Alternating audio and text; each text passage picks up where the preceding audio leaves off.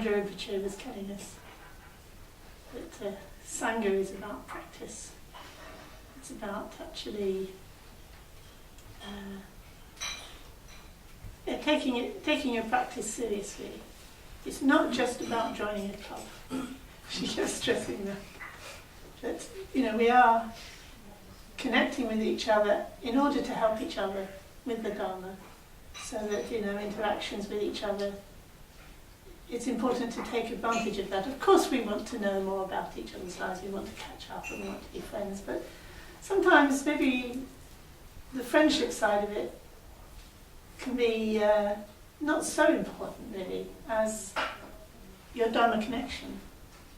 That you can actually be there for each other, to inspire each other in your practice. So I wanted to stress that, and I was very struck by a comment by Trungpa Rinpoche in Cutting Through Spiritual Materialism, where he's saying, yes, joining a Sangha, basically joining the in and engaging and supporting it in every way you can, is all very well, but is it really about renunciation? Is it really about opening and giving of yourself, giving up of that ego? Or is it about securing the ego more? What a terrible thought. I'm afraid, as he points out, as he mentions, any practice, any Dharma practice can be used for enhancing and increasing your ego clinging, egocentricity. So I think, rather than to think, oh my goodness, how can I avoid that? I think we should think about, right, that's going to be happening, and it's something I need to really turn towards and acknowledge and work with, rather than, oh my goodness, how am I going to avoid it? Best let it just show up, and then, oh, hello. I've been warned about you. I recognise you. I'm going off in the direction of really believing in you. I'm getting all upset and excited because I really believe in my own sort of materialistic, egocentric view. Well, that's good, isn't it? Because that situation has now arisen and has become very obvious. So that's not something to beat yourself up about, but you could relax and congratulate yourself that you noticed it. You noticed it, and the instruction isn't to say, no, go away. The instruction is to say, hello. Hello, so what do you think you're doing? Basically. And to use that situation to really feel out what it is that's going on. What is it that actually turns anything into this egocentric process? It's a message, isn't it? So the other thing I wanted to say this morning was a little bit about this word ego and self. It's my hobby horse, really, because I do find it very significant how we use these words. Every beginner's book on Buddhism, as is taught in schools, talks about how Buddhism teaches there's no self. And you can interpret that in a fairly light way as saying, well, the Buddha taught it's important not to be selfish, and that'd be totally true, wouldn't it? Don't be selfish, don't be egocentric. But to say there's no self, as if it's a philosophical view that article of faith, if you're a good Buddhist, you believe there's no self, it becomes nonsense, to be honest. It really does become nonsense. On the other hand, the Buddha did talk a lot about self and not self. And he did stress the importance of discovering your true self. But is that the same as a philosophical view that the Buddha taught? You do have a true self. And if he did, what did he mean by it? And I think this is where it gets tricky. I don't think the Buddha ever said you have a true self. He just assumed that you were using the word self for what you really were, which we do. If you look in the English dictionary, self is what something is, what a thing truly is by nature. So when he said the skandhas are not, you can't find yourself in the skandhas, he's not saying you have a self that can be found somewhere else. But then he isn't saying you have no self either.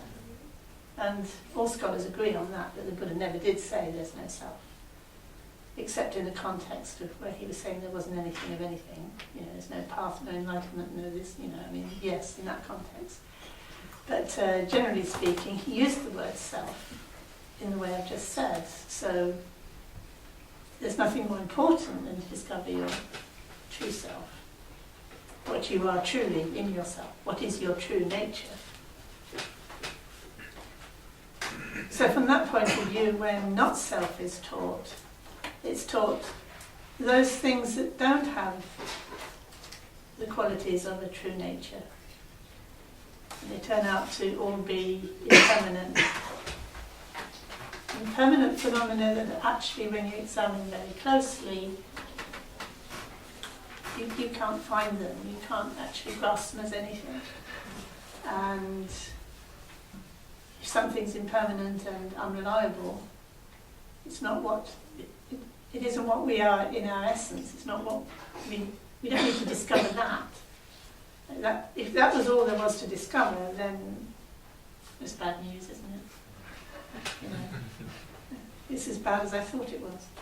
It's all meaningless and kind of there's no real heart to the universe at all. But the point of the exercise of looking at impermanence is to actually question our whole preconceived idea of existence. It's all to do with time, actually. It's all to do with our attachment to the idea of time. We think that what we can conceptualize, what we can actually label, like our body and our feelings and our thoughts and all these things, that somehow altogether they make me, and I exist through time. As the same person before as I will be in the future, and I better look out for the future because that will be me. So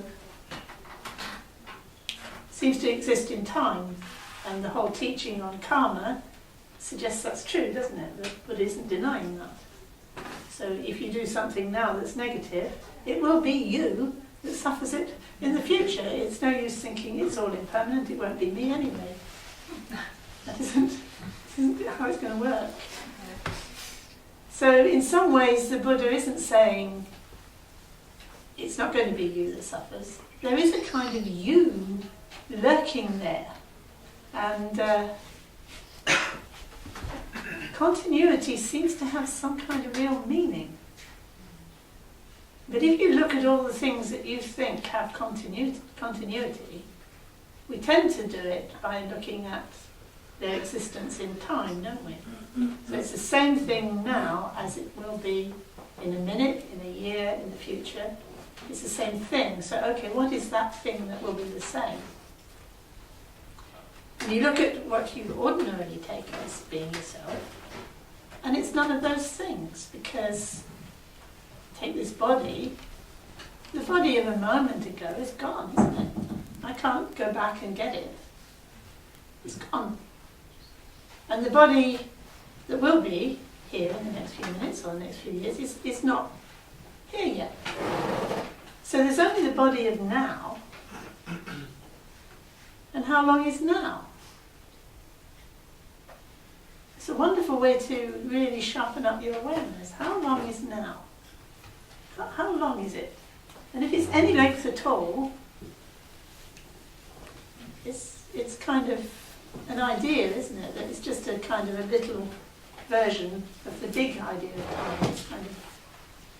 So if you got to really what impermanence was, you have to arrive at something that was beyond concepts, wouldn't you? It would have to be beyond the concept of time. And if it's beyond the concept of time, it wouldn't be continuity in the way you were thinking before, would it? As soon as you have the idea of continuity in terms of adding one moment to another, it's an idea. It might be a useful idea, but it is an idea based on something that you already knew about time, actually, about continuity.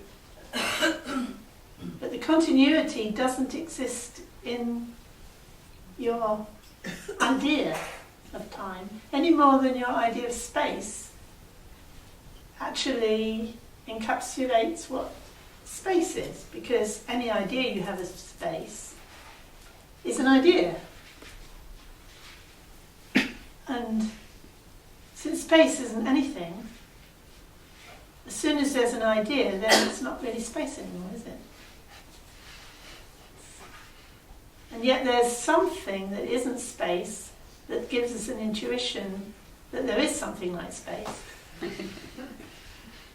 So you're playing on an edge there, and this is the edge of what Trungpa Rinpoche is talking about, really feeling that edge, really feeling it, without prapancha, without going too far, which we invariably do.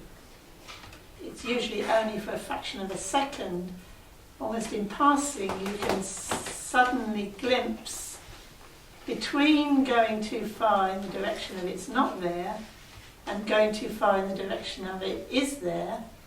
There's a fraction of a moment, fraction of a second where you recognize something quite alive of a possibility, but then you tend to give up on it because you can't grasp it. Of course, that's what we're saying. You can't grasp it. So that in the end, after years of practice, or sometimes for some people quite suddenly, maybe because of practicing their past life, it suddenly erupts into your life, some experience of that, what you can say, the non-conceptual reality. And it's scary because you can't grasp it. You can't do anything with it. And yet suddenly it's becoming very real, very alive. You do need to be warned about that. That it's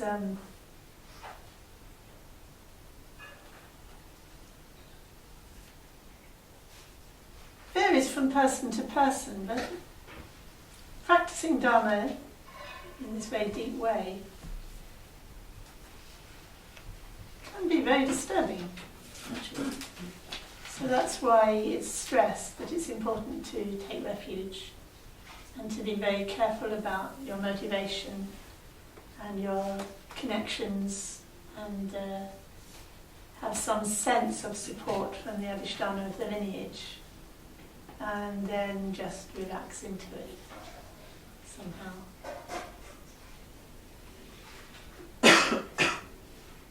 But in a way, what Trungpa Rinpoche's warning us is, it's not necessarily going to be a comfortable ride. First of all, it's not easy to actually turn around and notice what you're doing. It's very embarrassing. Or it can even be very painful because there's a lot of fear there. But in actual fact, we're so linked into our delusion that it can actually be physically painful. All sorts of peculiar things can happen to yogins.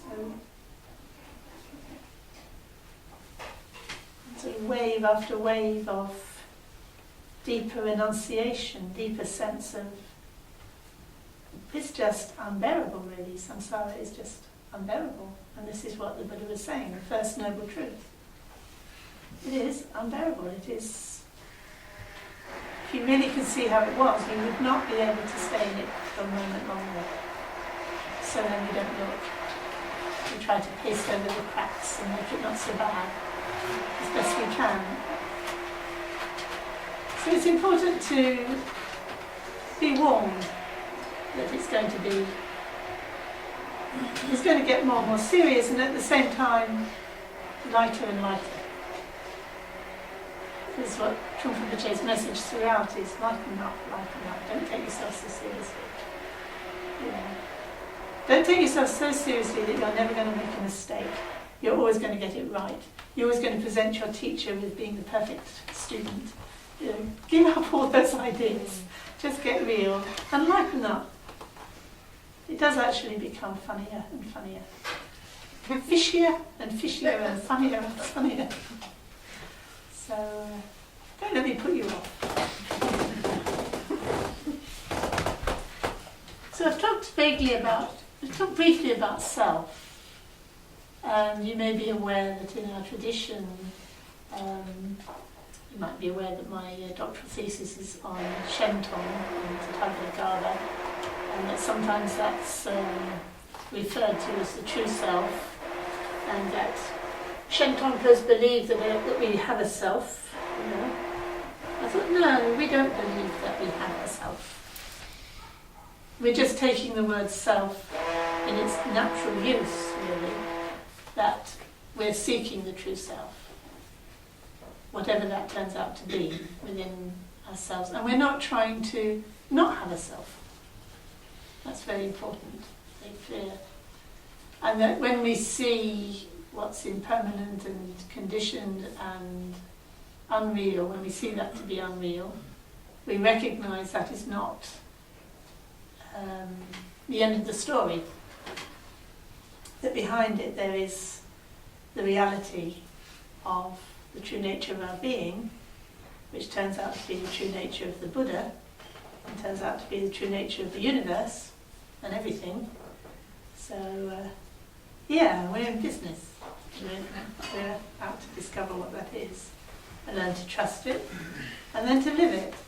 And that was one of the questions that came up yesterday, was about what I said when I said, well, there's the understanding, then there's the experience, and then there's this long gap before you get to realization. And I thought I'd say a little bit more about that.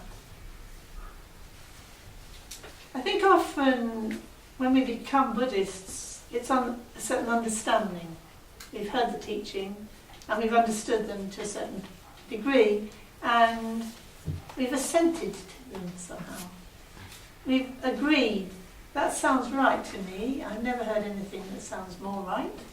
That sounds okay. I don't smell any rats here. This seems to be, I think I'll follow this through. So there's a kind of enough understanding to get going. And that could be a very good understanding, or it might be a misunderstanding that needs to be corrected as time goes on. And then you start to practice, and you start to get some sort of real sense of the aliveness of that truth. You're not just parroting what you've heard, you're actually now starting to be able to talk from your own experience. And that experience might be pretty pedestrian, just like, I've been doing it for years and I feel it's going in the right direction. Nothing spectacular. Or it might be something quite spectacular. For 3 weeks everything was completely empty and I could just, I could understand everything. How wonderful. Yeah, but I can't get back there now. It comes and goes, it's not stable. So you could say, well, which is better? As long as you keep at the practice, it doesn't really matter. Because it's how the realization comes through depends on many factors, actually. You could say theoretically there's nothing to stop it manifesting on the spot. Right now, it's all there. So it's the way we're blocking it. And some people are more unstable, sometimes they're very high, and they get a tremendous sense of what it's all about. Then they get a tremendous low, which seems incredibly real. They can't let that doesn't lighten up. So, yeah, when they're high, they could sound like they're enlightened, and when they're low, they could sound like, well, it's all hopeless. And there's all sorts of things in between, So, it's difficult really to assess how far or how not far anybody is, because we're not going anywhere.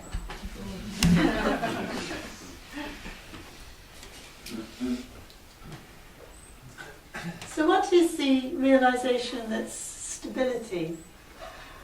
Gradually the experience does deepen, and understanding definitely starts to arise from the experience, so that something really is happening, and you could say that that's moving nearer to a realization. But as long as we have any doubt at all, we're still attached to our old view. And that takes a long, long time to wear out. And as long as that old view is able to reassert itself, it only needs a sort of a toe in the door, and you're still in danger of getting whipped back into the whole cycle. So there's no room for complacency, really. You've got to keep alert to even when you're getting quite stable, apparently, if you look at the life stories of the practitioners in the past, you still have to be very careful. You can't afford to start to think, oh, well, I'm nearly there now, so I can, I don't need to be so, what's the word I'm looking for, vigilant. I can afford to. And yet, it's kind of an irony, because actually, if that vigilance takes the form of over-suspicious, constantly watching and trying to check yourself, it's just another version of this, egocentricity, trying to kind of guard its territory. So it's very subtle.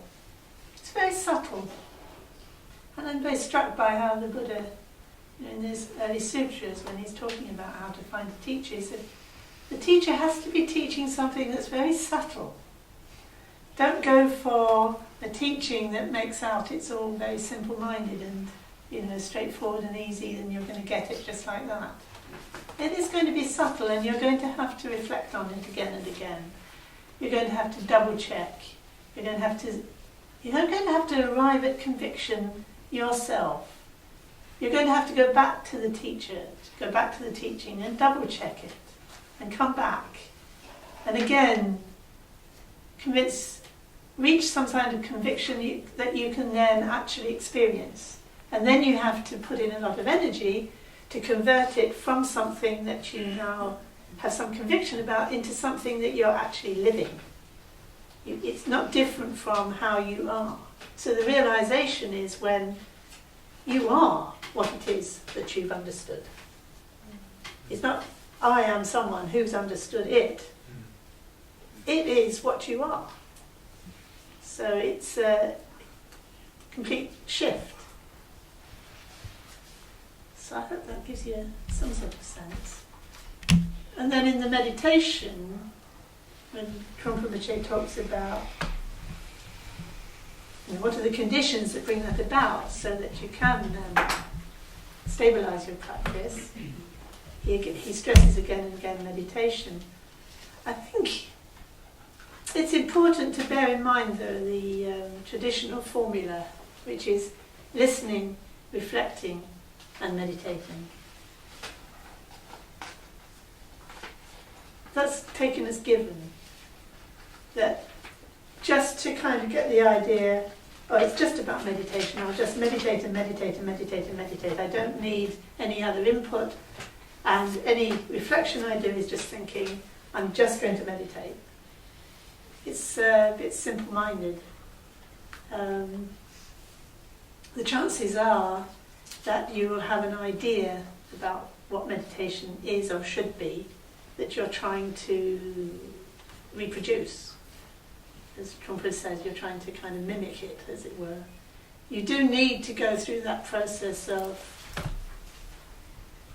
giving it your best shot, reflecting on what the instruction that you've been given, finding that part of you that recognises that that's true, so that it feels very alive, and then spending enough time with it when you're not being distracted by all and everything, especially your own mind. You kind of get past that stage of being distracted by your thoughts. You get to the stage where you can allow the thoughts to be there without them distracting you. So you're not going to get up and rush off, when you think of something, oh gosh, I've got to write that letter. Off you go. Or off you go. It's kind of like, okay, I have to write that letter. That's the thought. Thinking. Very interesting, yes. Thinking. Where's the thought? How is the thought? What is thinking?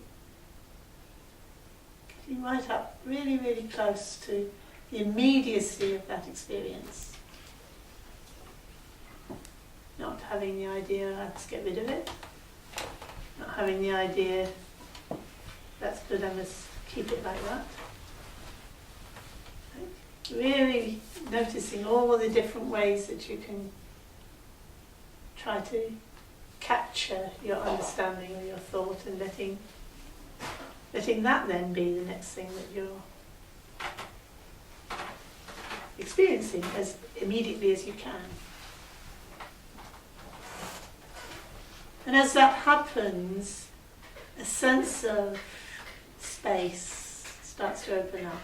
You start to notice, it's not wall-to-wall thinking, it's not wall-to-wall delusion. Trungpa promises us that. You will find there is some inspiration there is some, if you like, adhisthana of the truth there. That it seems to come to you. We have this lovely turn of phrase, don't we, in English? It came to me. It came to me. It's very true. You might have been wondering about something, and it came to you. It does, doesn't it? Yeah. So the reflection is like the process of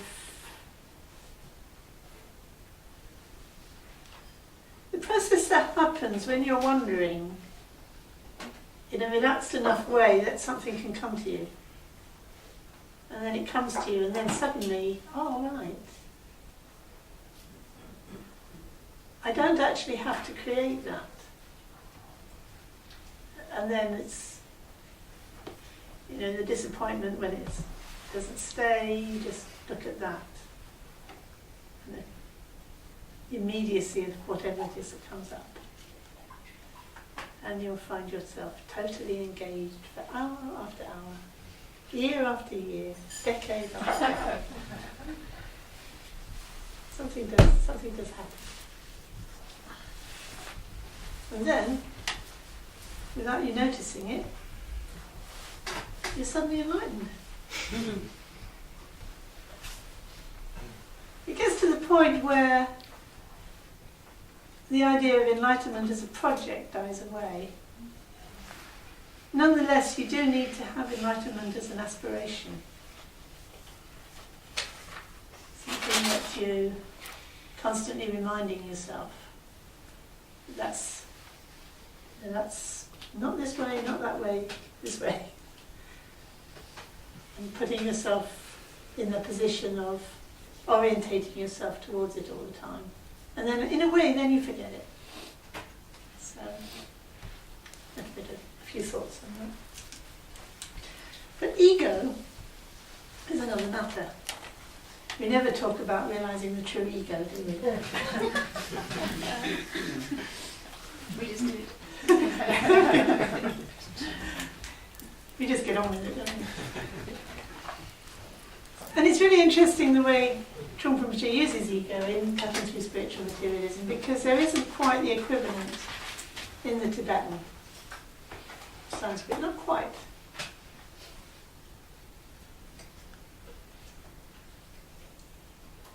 But when I was reading his chapter about what we do, I couldn't help thinking all the time, so what's this we that does it? And the monkey is, creates these walls and then believes in the walls and then gets, fights the walls. But who's the monkey? If monkey were the ego, then the ego would never get out, would it? So the monkey can't be the ego.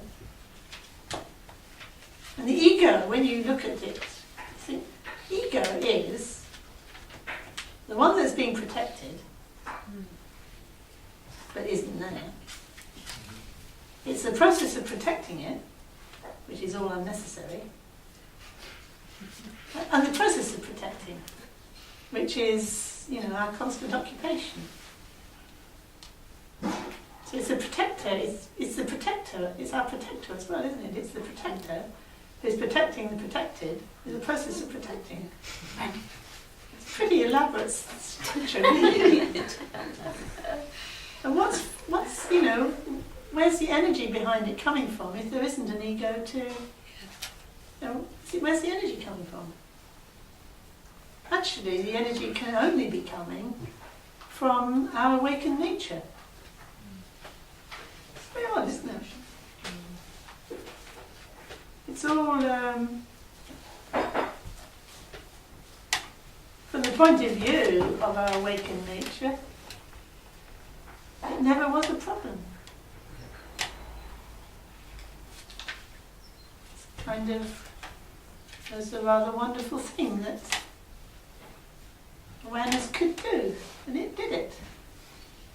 What an amazing creation. You wouldn't think awareness could create such a thing as samsara, but it did. And it's almost as if reality realizes its mistake immediately and undoes it. Totally obviously. Impermanent. Makes a mistake. Totally evident that it was a mistake. That could be it. But for some reason we don't get it. So for us, we add this part of really believing in it. So again, that could only be reality itself. It could only be an aspect of awareness itself that has the power to really believe in something and make it real. Through believing in it. You could say that's our creative power.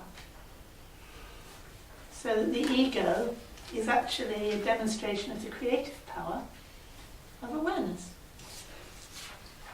It can create quite bizarre things. So what use is that bit of information to us as we suffer?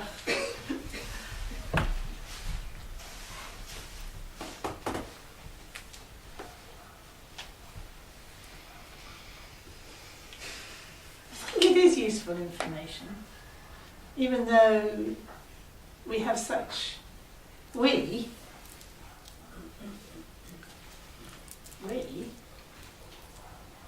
are we? Have developed such strong patterns that hold us into this sense that this is actually going on for a long time. Because if all our lives, all the suffering in all our lives, actually, if we could experience it like that, would be fine, wouldn't it? But we don't experience it like that. It's as if we've got into that moment and we've actually made it longer and longer and longer, broken it down into smaller and smaller and smaller, smaller and smaller and smaller, till you've got more and more stuff between the beginning and the end of that. However small that was, you could still make it into more and more stories within it. But if you could experience it like that, what would be the problem? a difference of perspective, isn't it?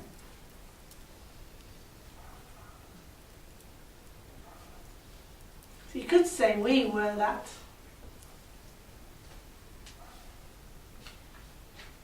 how can you say we were that capacity to choose our perspective? There's a certain freedom in that, isn't there? But it's like the freedom of whatever it is that we are has been lost because we've forgotten we could choose. And it's taking us a very long time to realise that.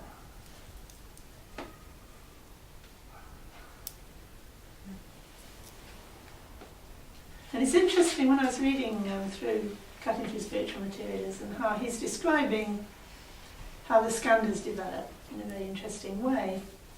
And at a certain point he says, and that's when time begins.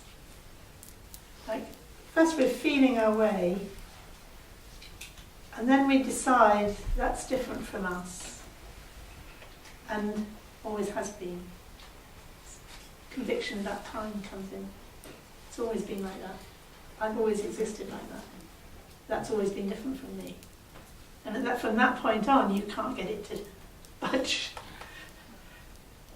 It's like you've solidified yourself into this duality because of your belief in time.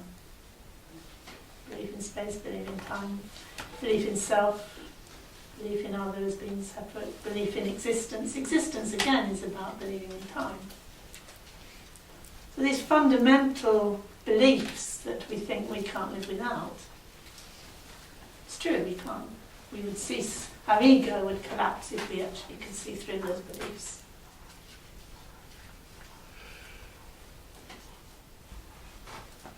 So you could say we are what's there before any of those beliefs, or prapancha. Belief is perhaps a bit too gross, because a belief is something you kind of can see you believe in, whereas these fundamental assumptions about the nature of reality that condition the whole thing, they underlie the whole illusion, the whole creative effort of our wonderful illusion, there are underlying assumptions that are subtle and yet the most powerful. And we can't really turn around and see them, because every time we turn around to see them, we're looking at them in the same deluded way.